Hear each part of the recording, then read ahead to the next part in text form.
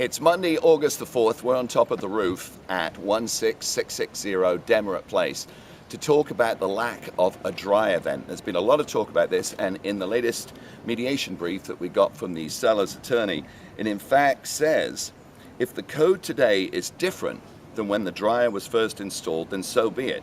But it does not mean that the seller has the legal obligation to sell a code-compliant older house. In other words, to retrofit the house to become code-compliant. Well, my wife and I thought we would investigate this because she's standing there holding the camera on the garage roof. And look what we found. The house is code compliant. In fact, since 1960, California Building Code Section 504 has required a dry vent to vent outside of the house, to the exterior of the house. This is the dry vent. This is the protection to stop rodents and animals from getting inside. And this goes down to where the washer and dryer were. Now, just to put this in perspective, as you can see, we're at the edge of the garage. The cars are over here. This is the edge of the garage.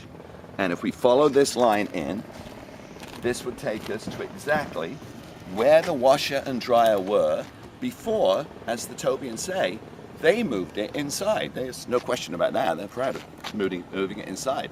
So this was hooked up to the washer and dryer.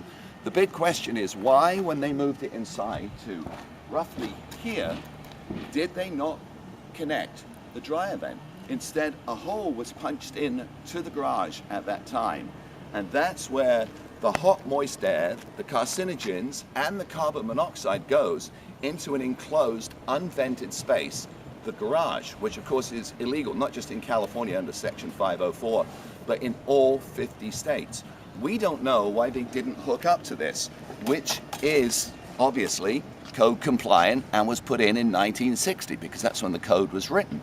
Now, just so there's no confusion, over here you'll see another vent.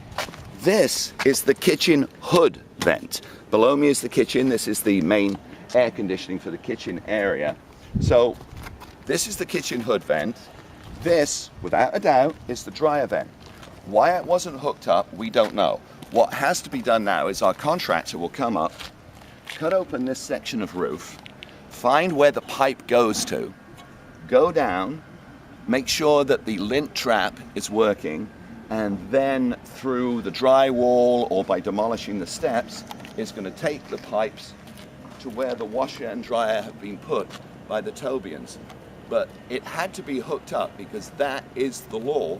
It wasn't hooked up. Instead, it just goes through a hole in the wall to an enclosed space which is full of carbon monoxide and toxins, which of course, as we know, is illegal in all 50 states. But we do have a dryer vent. The house is code compliant. It's just that the previous owners did not tie into it.